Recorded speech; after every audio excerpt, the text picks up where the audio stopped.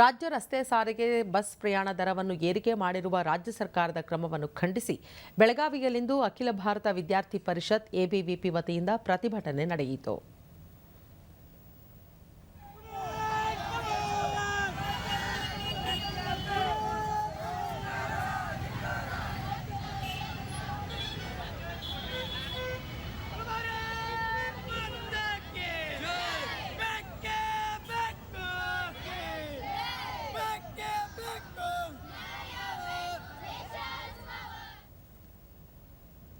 ದೂರದರ್ಶನದೊಂದಿಗೆ ABVP ರಾಜ್ಯ ಕಾರ್ಯಕಾರಿಣಿ ಸದಸ್ಯ ಮಂಜುನಾಥ್ ಹಂಚಿನಮನಿ ಖಾತ್ರಿ ಯೋಜನೆಗಳನ್ನು ಅನುಷ್ಠಾನ ಮಾಡಲು ರಾಜ್ಯ ಸರ್ಕಾರ ರಸ್ತೆ ಸಾರಿಗೆ ಬಸ್ಗಳ ಪ್ರಯಾಣ ದರವನ್ನು ಶೇಕಡಾ 15ರಷ್ಟು ಹೆಚ್ಚಳ ಮಾಡಿರುವ ಕ್ರಮ ಸರಿಯಲ್ಲ ಎಂದರು.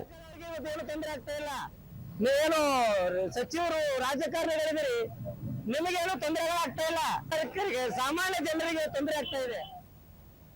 ಎಬಿವಿಪಿ ಜಿಲ್ಲಾ ಕಾರ್ಯದರ್ಶಿ ಸಚಿನ್ ಹಿರೇಮಠ ಖಾತ್ರಿ ಯೋಜನೆ ಹೆಸರಿನಲ್ಲಿ ಬಸ್ ಪ್ರಯಾಣ ದರವನ್ನು ಹೆಚ್ಚಳ ಮಾಡುವ ಮೂಲಕ ಜನಸಾಮಾನ್ಯರಿಗೆ ಹೆಚ್ಚಿನ ಹೊರೆ ಹೊರಿಸಲಾಗಿದೆ ಎಂದು ತಿಳಿಸಿದರು.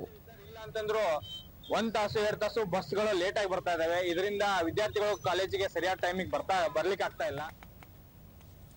ಎಬಿವಿಪಿಯ ಕುಶಲ ಕುಡಗೇರಿ ಬಸ್ ಪ್ರಯಾಣ ದರ ಹೆಚ್ಚಳ ಆದೇಶವನ್ನು ರಾಜ್ಯ ಸರ್ಕಾರ ಕೂಡಲೇ ಹಿಂತೆಗೆದುಕೊಳ್ಳಬೇಕು, ಜೊತೆಗೆ ವಿದ್ಯಾರ್ಥಿಗಳಿಗೆ ಉಚಿತ ಬಸ್ ಪಾಸ್ ಕಲ್ಪಿಸಬೇಕೆಂದು ಹೇಳಿದರು.